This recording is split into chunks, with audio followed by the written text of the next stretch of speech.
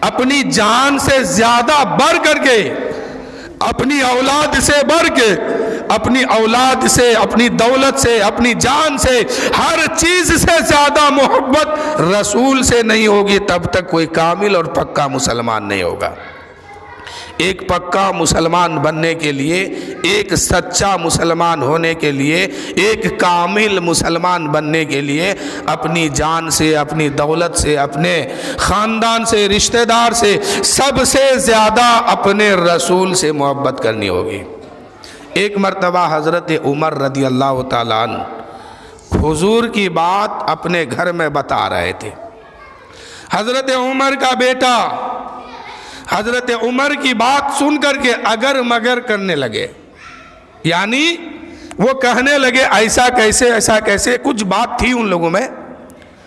حضرت عمر نے ہاتھ میں تلوار نکال لی اور کہا کہ خبردار، میں نبی کی بات کر رہا ہوں، نبی کی شان بیان کر رہا ہوں، اور تم اگر مگر کر رہے ہو، نکلو میرے گھر سے۔ جس گھر میں اگر مگر نبی کی شان میں کرنے والا ہو، اس گھر میں عمر نہیں رہتا ہے، اور جس چھت کے سامنے، جس چھت کے نیچے عمر رہتا ہے، اس میں نبی کی شان میں کوئی اگر مگر کرنے والا نہیں رہ سکتا ہے۔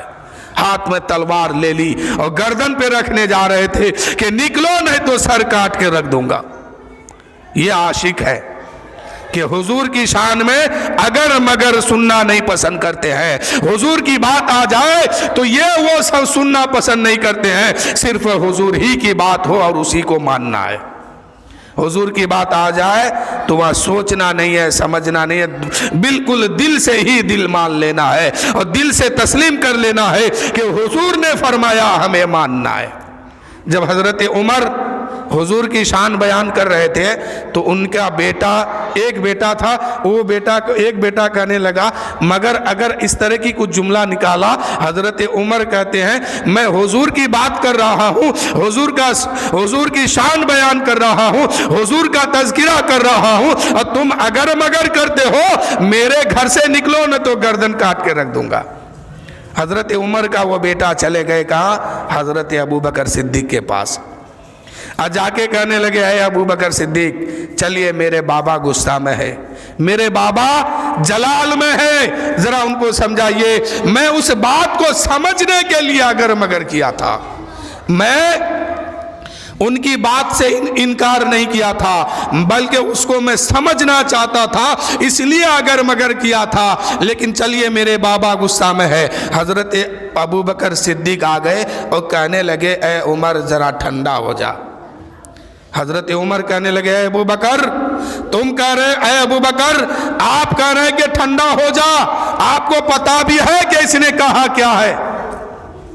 تو اس وقت حضرت ابو بکر نے فرمایا اے عمر، یہ سمجھنے کے لیے کہا تھا کہ اس بات کو بہترین انداز سے سمجھا جائے، اس لیے انہوں نے اگر مگر کیا تھا۔ حضرت عمر فاروق اس وقت بڑا پیارا جملہ ارشاد فرمایا اور کہنے لگا اے ابو بکر صدیق، اگر یہی جملہ آپ کا بیٹا کہتا اور جملہ ارشاد آپ فرماتے، تقریر آپ کرتے، حضور کی شان بیان آپ کرتے، اور آپ کا بیٹا اگر انکار کرتا تو آپ کیا کرتے؟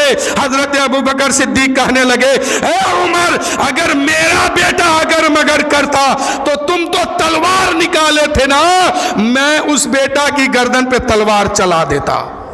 میں یہ بھی نہیں دیکھتا کہ میرا بیٹا ہے، میں یہ بھی نہیں سوچتا کہ میرے گھر کا یہ نور نظر ہے، اگر نبی کی شان میں میرا بیٹا اگر مگر کرتا تو میں اس کی گردن کاٹ کے رکھ دیتا۔